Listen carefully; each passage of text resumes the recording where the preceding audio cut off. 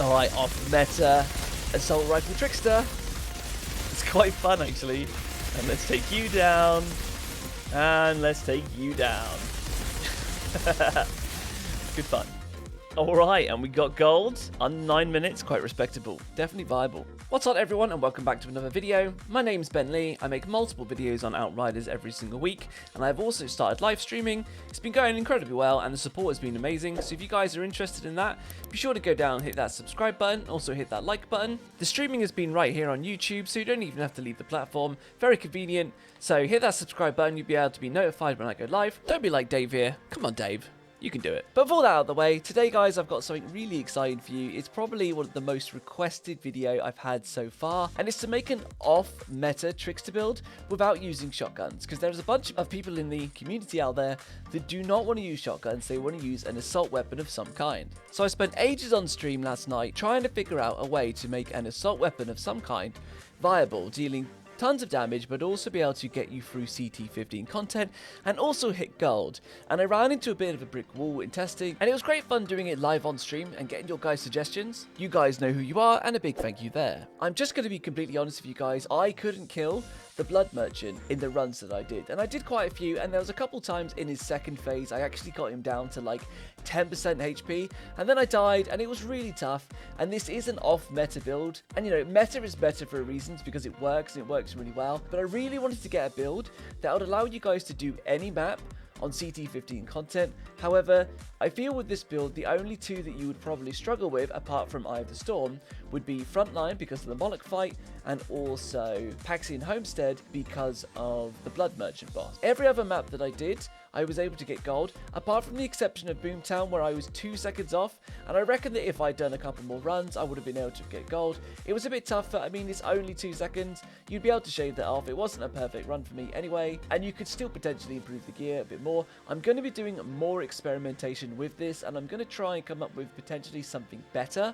So I'm calling this one my version 1 of the assault rifle build, and I'm going to do some more testing and see if I can find a build that's better. But I wanted to give you guys at least something that you can work with now. There's a grounding for you to be able to go, okay, something actually works. You can do a whole bunch of the maps on CT15 and still get gold, to give you some fun and give you something to work with now while I experiment and try to come up with something that I feel is a bit better. And I also mentioned this on stream, guys, I'm opening this up as a challenge for people to be able to do Paxian Homestead and also to be able to kill Moloch. If you guys fancy taking up this challenge, join the Discord. I've put up a separate channel there. At least try and get a clip or at least a screenshot of you guys completed it with a build that is similar to this or even this build, and let us know like how you did it and what you found easy or what you might have found hard. So this is an open challenge for the community, just as a bit of fun. Come join the Discord, link will be in the description. It's completely free. There's even guys in there sharing their builds and also offering free CT runs. If you guys want to come and join the fun,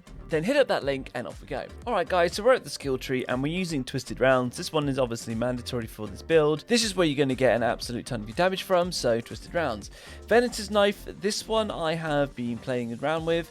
Venator's Knife is really good because it allows you to keep up disruptive firepower here, which gives you 35% extra damage. However, if you wanted to go a more tanky build, you could end up swapping out Venator's Knife for Borrowed Time. You could then take off disruptive firepower, and I'll go through this a bit more in a moment, and you could put on something like Leap here. And the whole idea of playing around with Borrowed Time would be to put it on and take it off straight away, just to get your shield up, and it's another way of staying a bit more tanky. However, I found that when I was clearing content, Venator's Knife was very, very good for me. It's a staple for me in my perma-crit shotgun build, and the damage above of 35% is very, very easy to keep up because it's on a low cooldown, and it just feels really nice to be able to use, and you can even animation cancel it once you throw it, so you can do it really fast, and it just gives you some really smooth gameplay. The next one, Hunt the Prey, this is absolutely mandatory, basically for getting your ammo back, and I'll explain a bit more as we go further in the video. Over on the class tree, we are up the Assassin. We have taken a few different steps on this one from my shotgun build, mainly being we are not taking Shotgun Adept and we are not taking Shotgun Master, because obviously the whole point of this video is to have an off-meta assault rifle style build. And yes, I know we are not using an assault rifle, we are actually using a double gun, but as you can see here under the assault weapons, the double gun still becomes under the assault weapons category. So We have taken instead Assault Adept. I've also gone up the Equilibrium and across to Transfusion. I'll explain a little bit more of why we use Transfusion, but this is slightly flexible and you can tweak a few things around. You could even take off, for example, Equilibrium and Transfusion, and you could go down Anomaly and Oddity there to get an extra 20% less damage from elites, and also increase your max health by an extra 10%. Heading over to our items, for this one we are using the Amber Vault, and that's because this one comes with Killing Spree and it also comes with close range damage, which is quite nice. I've then put on Dark Sacrifice, and I found that these two mods together give you an astonishing amount of damage. And using Dark Sacrifice because it's now been fixed, but this is also why we use Transfusion, because it helps keep your health up from the fact that Dark Sacrifice takes your health away. And Dark Sacrifice drops on the Fatal Symbiote here. So Killing Spree, killing shots increase damage by 25% for this weapon for 20 seconds, bonus deteriorates with time and stacks up to 3 kills. And Dark Sacrifice, during combat your weapon drains 50% of your max health in exchange for 75% weapon damage bonus. These two combined honestly give you so much damage, it's really cool. It's kind of the cornerstone of this build, so you're kind of limited to use something like the Amber Vault. You could also potentially try using the Fatal Symbiote, which is the weapon that Dark Sacrifice comes on, and then you could break down an Amber Vault and you could put Killing Spree on that. Those are the two you can kind of play around with. I actually really like the double gun version here on the Amber Vault, so this is the weapon that I went for. On our head here we've got bonus firepower, cooldown reduction and close range damage. These are the attributes I feel that will be the best. You definitely want to get bonus firepower and close range damage on your pieces if you can. I haven't got them on all of mine because I just quickly slapped this build together, so it's not perfect, but I'm still able to achieve gold on most of these expeditions. And on here we have Circle of Power. This is great for keeping your resistance up, and a pro tip with Circle of Power, because it boosts your resistance by 15% every time you use a skill, your melee counts as a skill, so weaving melees in and out of your playstyle and in and out of your rotations will help you keep this up. It gives you a ton of resistance and it's absolutely great for boosting against your anomaly damage. As you can see here with resistance, the protection provided by your gear against anomaly attacks and status damage, so even things like burn is really quite nice, and it makes it feel like burn just kind of tickles instead of actually doing a lot of damage. The next one we've got is mitigation from death. This one I believe is absolutely mandatory. Circle of Power you could potentially play around with, but mitigation from death is absolutely amazing. It's S tier in my eyes and it should be in your build. Killing enemies while aiming down the sights grants a ton of armor and it stacks up to 3 times and lasts 10 seconds. Next up on my chest, you can see I've got bonus firepower, cooldown reduction and close range damage again. We've also got Sharp Eye on here. You could swap this one out potentially with Stare into the Barrel, but I really like Sharp Eye and I'm going to keep this one in my build. They are interchangeable depending on what mods you might have available, but for here, killing enemies while aiming down the sights grants you X amount of firepower, and that depends on the level of your armor.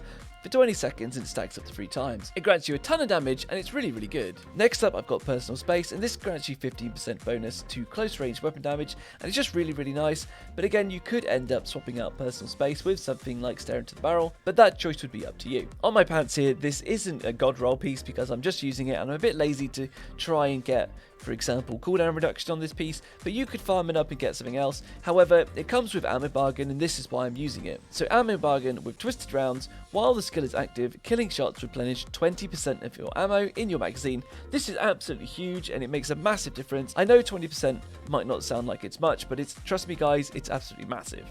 And then we have Instant Reload. This is the other one that I was talking about a moment ago. So with Hunt the Prey, teleporting instantly replenishes the magazine of your current weapon. And this one drops from Mr. Otara's cowl here. This one for me actually dropped on Chemplant. I get a lot of people ask where I got it from because they struggle to get it.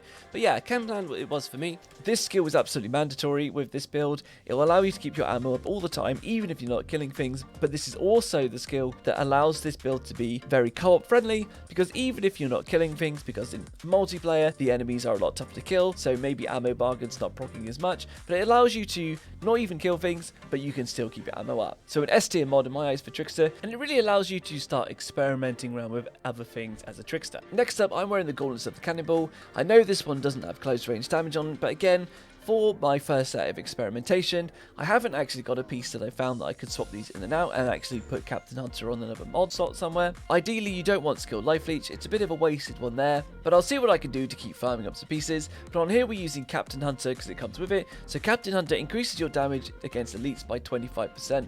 This is absolutely massive. makes a massive difference when you're killing things, and I highly recommend it. It's an S tier mod in my eyes, very good on any build. And then I've been using Life Drain. This one you can change in and out a little bit. I found that Life Drain works very, very well. While the skill is active, killing shots heal you by 15% of your target's health.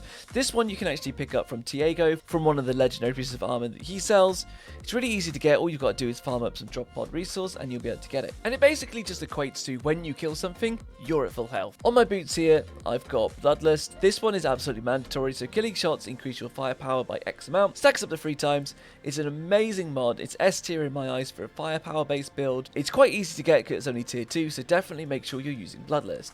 And then I've got Ice Trap on here. You could potentially swap this one out again with a few different defensive mods, such as Damage Absorber and Perseverance Shield. I found Ice Trap worked really, really well, especially when I was completely surrounded by alien creatures. The freeze was really nice, plus it just looks really, really cool. It saved me quite a few times. And as always, guys, just because I'm really, really nice, I'll bring up all the mods on the screen for you at the same time. If you like this, remember to go down and hit that like button. Remember then, guys, that there is some flexibility with this, and it's not at the moment in its current state as good as a meta shotgun like Death Shield build, for example, but it's still really fun to play. The rapid fire rate on this gun is insane, and it's hilarious looking at all the bullets going into people's faces that melt them. Don't forget the challenge I set. If you guys want to join the Discord, remember it's free. The link is in the description. It's really good fun, and the community that's gathered already in such a short space of time, it's absolutely amazing. Love you guys to pieces and continue all the good work. And if you want to check out more, come check me out on the stream. I stream right here on YouTube. If you like the video, please give it a like and consider subscribing if you've learned anything. I'll be posting multiple videos on Outriders every single week. And let me know in the comments what you think of this build. Maybe you've got something else that you would prefer to try, or another mod that you think would be amazing. Then let me know. I really want to know. And if you're going to use this build as well, let me know, because I really want to know who you guys are. I'll leave you with this footage of me completing a CT15 gold run on Chem Plant. Yes, it's not quite as quick as the shotgun build, but it was still really good fun, so I really hope you enjoy it. And there we are then, guys. This build is really interesting, and it's actually really good fun. I was so pleased to be able to actually get a build that worked, that wasn't with a shotgun. And I know a lot of people were after it, so I really hope you have enjoyed it. But until the next one, guys, hope you've learned something, and I also hope you have a very nice day. And until the next one, see you now.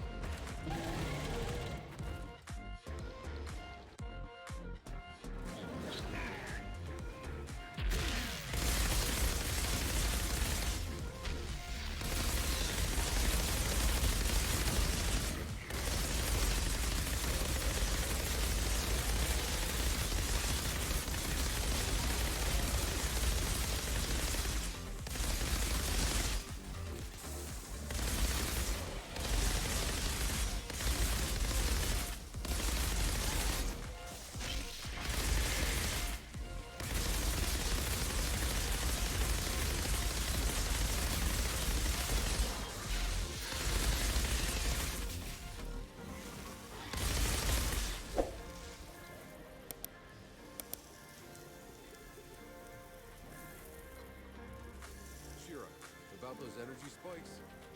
The insurgents had a functioning power cell down here. What did you do with it? It's disabled. I'll see if Zahidi can't take a look at it. And I found a pod down here. You're taking lives today, Outrider.